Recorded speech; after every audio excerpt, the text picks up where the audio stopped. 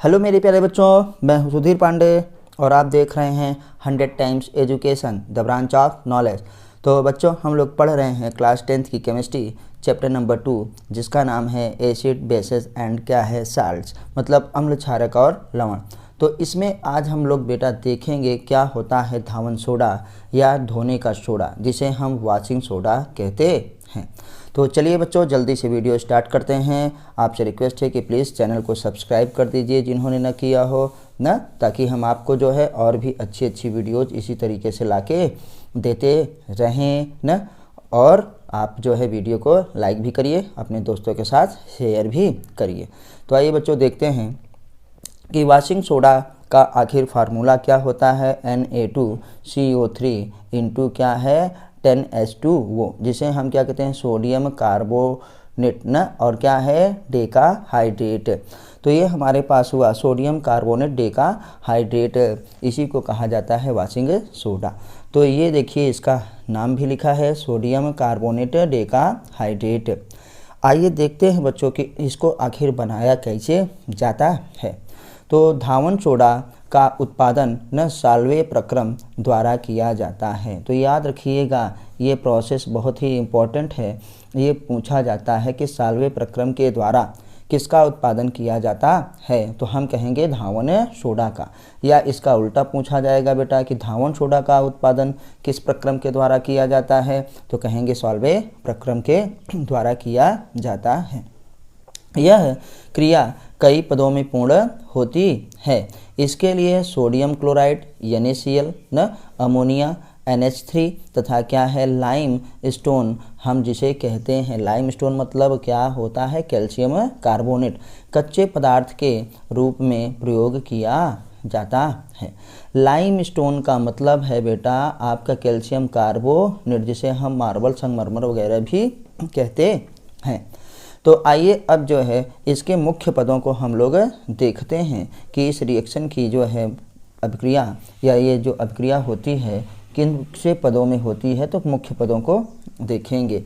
तो हम लोग बेटा देख रहे हैं कि अभी बात किए थे कि हमारे पास क्या है NH3 अमोनिया ना, अमोनिया, उसके बाद क्या है बेटा जल, और उसके बाद क्या है कार्बन डाइऑक्साइड। तो मतलब ये हमारे पास रिएक्टेंट हो गए, अभिकारक हो गए।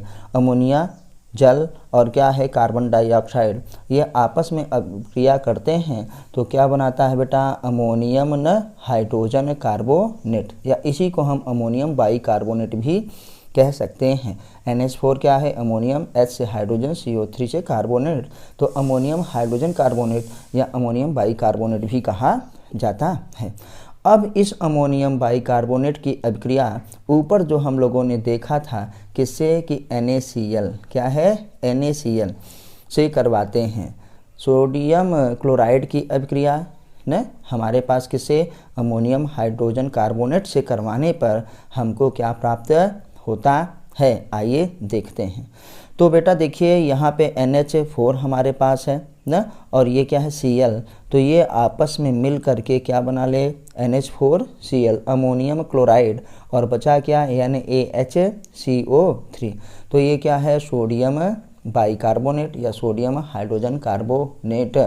तो हम लोग इसको देख लिए, और ये अमोनियम क्लोराइड, तो ये जगह नहीं थी इसलिए यहाँ पे हमने इसको लिख दिया कि सोडियम हाइड्रोजन कार्बोनेट बना।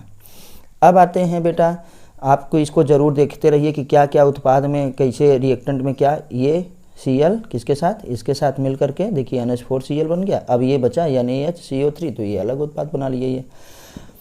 अब आते हैं बेटा देखिए कि जो हमारे पास सोडियम हाइड्रोजन कार्बोनेट होता है, जो अभी ये देखिए यहाँ बना था, इसको हम लोग गर्म करते हैं।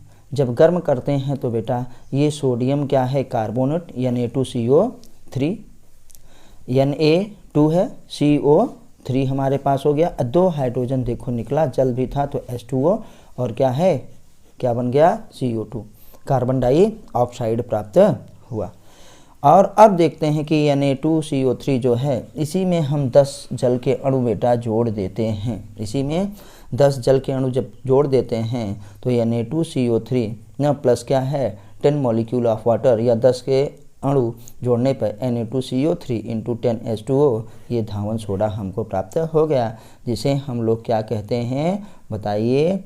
Sodium carbonate decahydrate.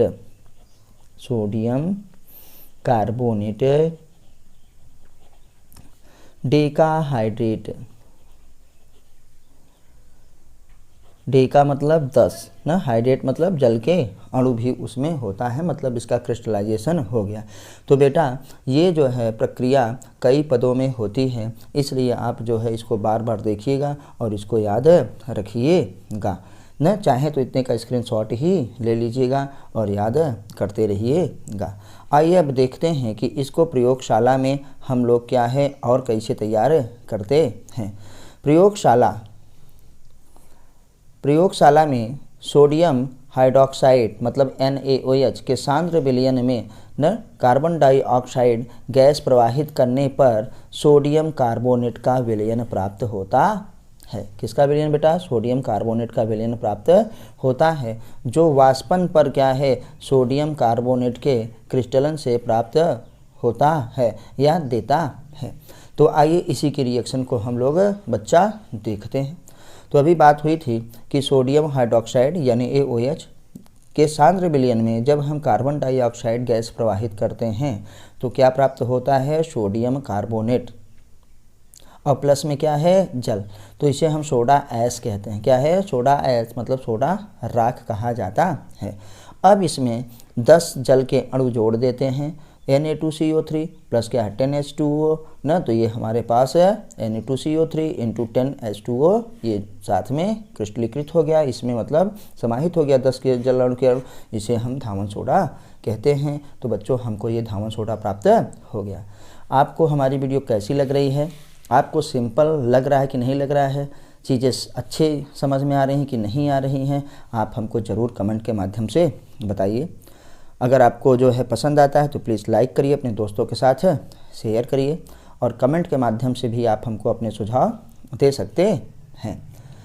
चलिए आगे देखते हैं बेटा, हमारे पास क्या है गुणधर्म। जब हम सोडियम जो है कार्बोनेट डेकाहाइड्रेट मतलब धावन सोडा के गुण की बात करते हैं तो हम लोग भौतिक गुण और रासायनिक गुण देखते हैं। तो आइए पहले भौतिक गुण देख लेते हैं। तो भौतिक गुण में जब हम इसकी बात करते हैं तो सोडियम कार्बोनेट आप जानते हैं कैसे होता है? सफ़ेद रंग का। क्या होता है बेटा? सफ़ेद रंग का न, गंधहीन। क्या है? गंधहीन। और क्या है? पारदर्शी, ट्रांसपेरेंट न, क्रिस्टलीय ठोस होता है। बेटा अलग अलग आप जो डिटर्जेंट देखते हैं, आप मार्जक देखते हैं ना, तो ये सब हमारे पास तो उसमें कलर मिलाते हैं, अलग अलग सुगंध के लिए अपना मिलाते हैं, लेकिन जो ओरिजिनल बनता है हम लोगों को वो सफ़ेद रंग का होता है, उसमें किसी भी प्रकार की गंध नहीं आती है, पारदर्शी होता है, ट्रांसपेरेंट होता है, और क्रिस्टल टाइप का क्या है? ठोस होता है, छोटे छोटे दानों के रूप में होता है। इसके अणु में क्या है? 10 अणु किसके? जल का होता है, जिसे जल का क्रिस्टलन कहा जाता है। क्रिस्टलन जल होता है। तो अगर आपसे पूछा जाए कि Na2CO3 इंटू 10H2O में, या हमसे पूछा जाए कि धावन सोडा में क्रिस्टलन के जल कितने हैं? 10। क्या है? 10। जैसे ब्लू विट्रॉल में कि CuSO4 इंटू क्या है 5H2O में क्रिस्टलन का जल कितना है? तो 5।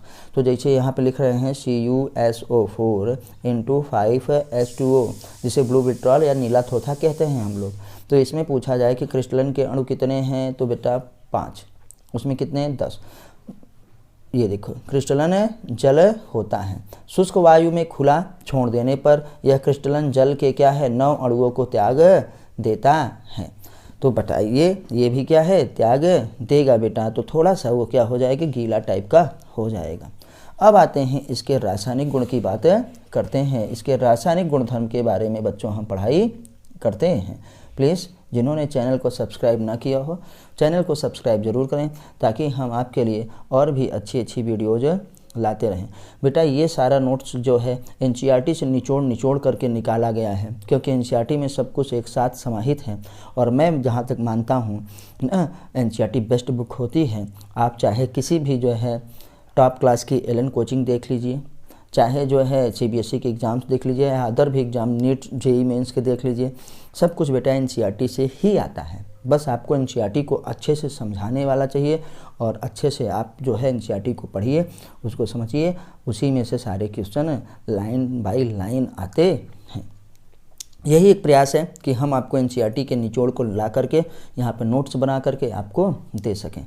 आइए, और आपका सिलेक्शन आसानी से नीट में, जेई वगैरह में हो सके। अभी से तैयारी करिए जिनको इन 2 क्षेत्रों में जाना है, और आपको यूपीएससी में भी जाना है तो अभी एनसीईआरटी ही पढ़ना पड़ेगा अगर आपको आईएएस पीसीएस बनना है तो।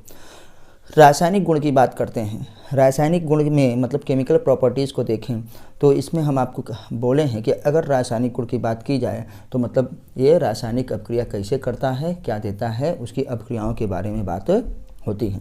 तो आइए देखते हैं कि ये जल के साथ अभिक्रिया कैसे करता है।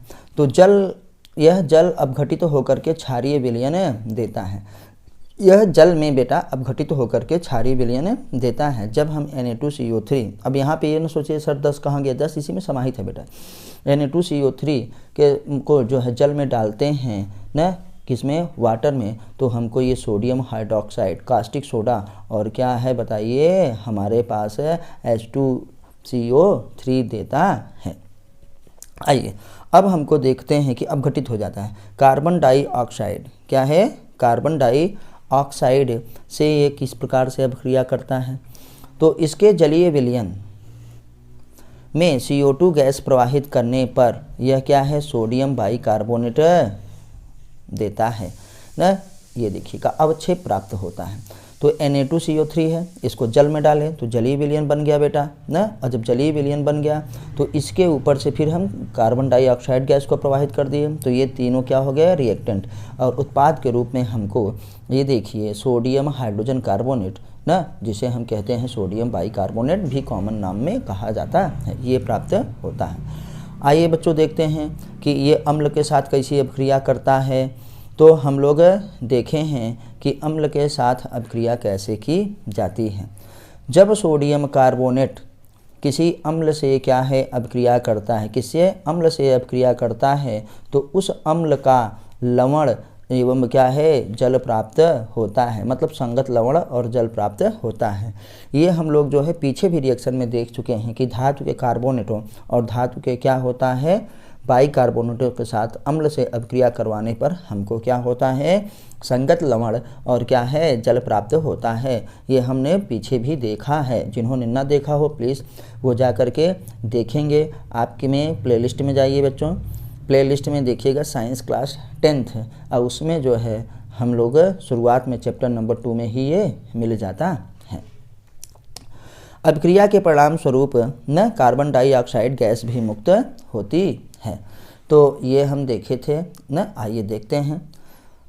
ये है Na2CO3 सोडियम जो है कार्बोनेट, इसकी अम्ल से अभिक्रिया करवाए H2SO4 से, तो देखिए क्या होता है न, उसी धातु का हमको लवण प्राप्त होगा। तो Na2 ये देखो 2 ठो किसके साथ बेटा, SO4 के साथ ये ज्वाइंट हो गया, ये इसको लेकर के अलग हो गया, तो बन गया Na2SO4 सोडियम सल्फेट। और यहाँ पे देखो H2 बचा है, तब ये H2 क्या है, इस CO3 के साथ क्या हो जाएगा, तो H2 में एक ऑक्सीजन निकाल ले, तो H2 एक ऑक्सीजन निकल गया, तो क्या हो गया, H2O जल बन गया। अब यहाँ पे CO3 था, एक ऑक्सीजन इसका निकल गया। बच्चों ध्यान से सुनिए कितना अच्छा समझा रहे हैं। तो क्या बचा, CO2, तो ये CO2 देखो यहाँ प्रोडक्ट के रूप में हमको भी प्राप्त हो गया। तो सोडियम सल्फेट बना बेटा, और ये क्या है, हमारे पास सॉल्ट है। किस फैमिली का है, सल्फेट फैमिली का है। सल्फेट लवण इसे कहेंगे जिस लवण के बीच में लास्ट में ये क्या है, ये है, इसे हम सल्फेट लवण कहते हैं, या सोडियम के लवण भी कहा जाता है। तो बच्चों 100% एनसीईआरटी की। अब हम उपयोग के बारे में पढ़ते हैं कि सोडियम कार्बोनेट का उपयोग क्या है, कहाँ कहाँ हम इसका यूज करते हैं। तो यह सबसे पहले भैया कपड़ा धोने में जो हमारे पास डिटर्जेंट आते हैं, अपमार्जक आते हैं, वो क्या होता है, सोडियम कार्बोनेट ही होता है। तथा अन्य वस्तुओं को साफ़ करने में भी क्या है, इसका उपयोग किया जाता है। जैसे हम लोग बर्तन वगैरह, कांच वगैरह, ये सब भी साफ़ करते हैं, लोग लैट्रिन बाथरूम भी साफ़ करते हैं, तो ये चीज़ों को साफ़ करने में भी इसका इस्तेमाल होता है। इसका उपयोग बच्चों साबुन बनाने में न, कपड़ा बनाने में, पेपर आदि बनाने में होता है। पेपर वगैरह को मतलब साफ़ करने में, क्लियर करने में भी इसका उपयोग होता है। यह जल की कठोरता, बात वही हुई, कपड़ा साफ़ करने के लिए कैसे हम इसका इस्तेमाल करते हैं, हार्ड वाटर है ना, जिसमें कैल्शियम मैग्नीशियम के लवण प्राप्त होते हैं। तो बेटा इसमें जब हम सोडियम कार्बोनेट डालते हैं तो उसकी कठोरता क्या हो जाती है, दूर हो जाती है। तो जल की कठोरता दूर करने में भी ये काम आता है। ये पॉइंट तो हज़ारों बार पूछा जा चुका है कि जल की कठोरता दूर करने के लिए किसका इस्तेमाल किया जाता है। अब आते हैं बेटा हमारे पास कास्टिक सोडा मतलब NaOH और क्या है सोडियम बाइकार्बोनेट जिसे हम कहते हैं NaHCO3, जिसे हम लोग क्या कहते हैं बेटा, खाने वाला सोडा भी कहा जाता है। सोडियम हाइड्रोजन कार्बोनेट को भी बनाने में क्या है, इसको भी बनाने में क्या है, इसका इस्तेमाल होता है। और कास्टिक सोडा को भी बनाने में इस्तेमाल किया जाता है किसका, सोडियम कार्बोनेट का। अब आते हैं बेटा एक हमारे पास और है जो कि समझ लीजिए नया पॉइंट है, ये पूछा जा सकता है। यह आग बुझाने में मतलब अग्निशामक न फायर क्या है, एग्जिस्ट गाइनर की तरह क्या है इस्तेमाल में होता है। तो आग बुझाने में भी इसका काम आता है। तो बच्चों आपको ये वीडियो कैसी लगी, आप देख रहे हैं 100 टाइम्स एजुकेशन और मैं हूँ आपका जो है टीचर सुधीर पांडे। आपसे रिक्वेस्ट है कि प्लीज़ आप चैनल को सब्सक्राइब करिए, अपनी हमारी वीडियोज़ को ना जिसे आप अपना समझ करके अपने दोस्तों के साथ क्या है शेयर करिए और चैनल को ज़्यादा से ज़्यादा सब्सक्राइब करवाइए ताकि हमको और भी मोटिवेशन मिले और हम आपके लिए इसी प्रकार से अच्छी 100% यूज़फुल क्या है वीडियोज़ लाते रहें। सिर्फ जहाँ पे पढ़ाई होती हो इसीलिए पेपर और पेन मोड से बनाते हैं कि आपका टाइम वेस्ट ना हो। तो फिर मिलते हैं बच्चों अगली वीडियो पे, तब तक नमस्ते, जय हिंद, जय भारत, वंदे मातरम।